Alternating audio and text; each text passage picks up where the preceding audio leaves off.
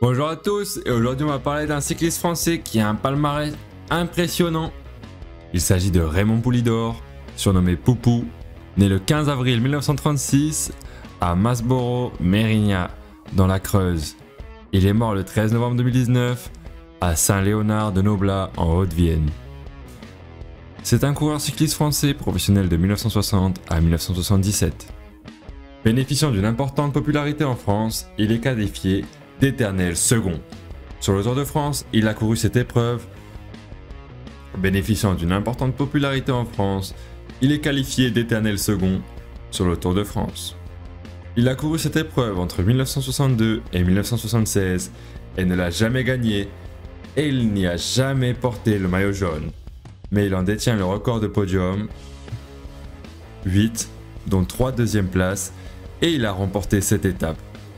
Il fait partie des rares coureurs ayant terminé au moins 10 fois sur un podium final de Grand Tour.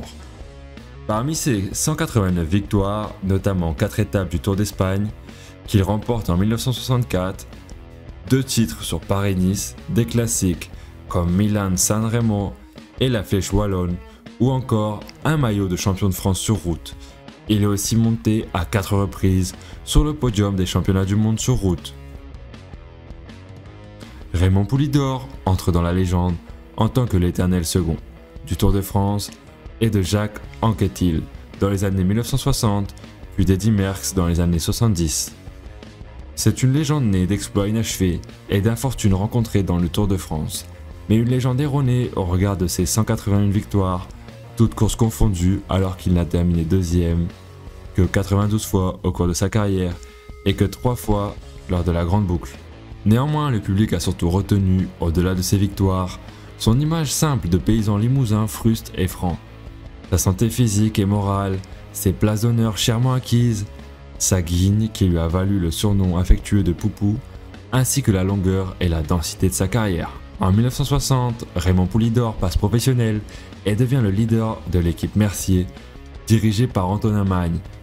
Il est en contrat avec les cycles Mercier durant toute sa carrière. Raymond Poulidor bénéficie d'une solide constitution pour un cycliste, 1m73 pour 70 kg. Jamais malade, il a la particularité de rester efficace quelles que soient les conditions climatiques. Surnommé la pouliche par ses équipiers, il utilise des braquets plus importants que ses adversaires grâce à sa puissance dans le bas du dos et des quadriceps et ischio-jambiers très développés, comparativement à ses mollets. Il a notamment l'habitude d'opter pour un plateau unique de 52 dents dans le contre-la-montre du col d'Aise qui sert d'étape finale sur Paris-Nice. Nicolas Pertus décrit les effets de ce style, tirer plus gros, oui, mais avec la conséquence en montagne de devoir se mettre en danseuse plus souvent que ses adversaires, avec les contraintes musculaires que cela impose. Même dans l'aspiration du peloton, Poulidor restait en prise avec ses braquets alors que ses adversaires moulinaient sur 3 semaines de course. Sa récupération musculaire ne pouvait qu'en pâtir. Quant à sa puissance développée, elle était légèrement impactée par une vélocité peu élevée. Malgré son style peu économique, Poulidor proche du public passe de longs moments à signer des autographes après chaque étape au lieu d'en profiter pour récupérer.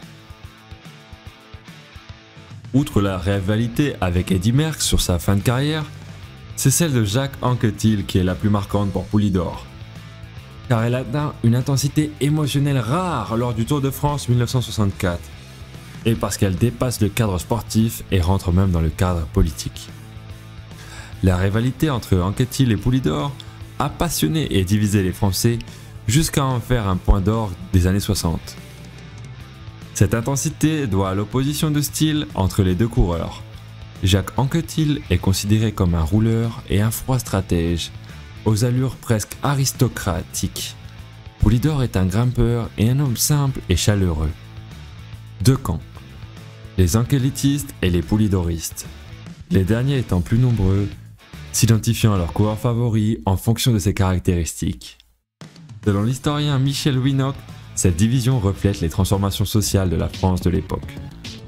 Derrière ces deux stéréotypes, le public sent confusément que deux univers s'opposent, comme la modernité et l'archaïsme. L'un et l'autre coureur sont issus d'un milieu rural, mais ils n'évoluent pas dans la même civilisation agraire. Anquetil est représentatif d'une agriculture moderne, Poulidor est la figure du paysan résigné, qui ne se fait pas d'illusions. Anquetil est le symbole d'une économie de marché spéculative entreprenante. Il boit du whisky, se déplace en avion. Dans le tour comme dans la vie, c'est un patron.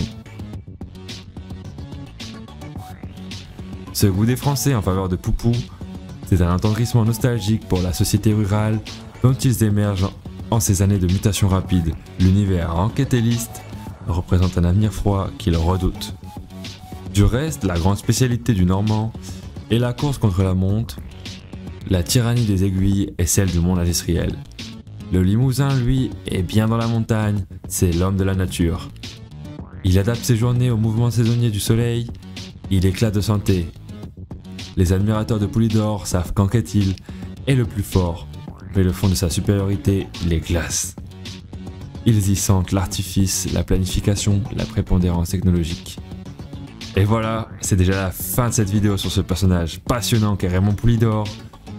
Si vous aimez les vidéos sur les cyclistes anciens et leurs histoires, qui sont pour moi très intéressantes, dites-le moi dans les commentaires et j'hésiterai pas à vous refaire des vidéos sur des cyclistes plus anciens. Si cette vidéo t'a plu, lâche un like, abonne-toi et je te dis à bientôt, ciao ciao.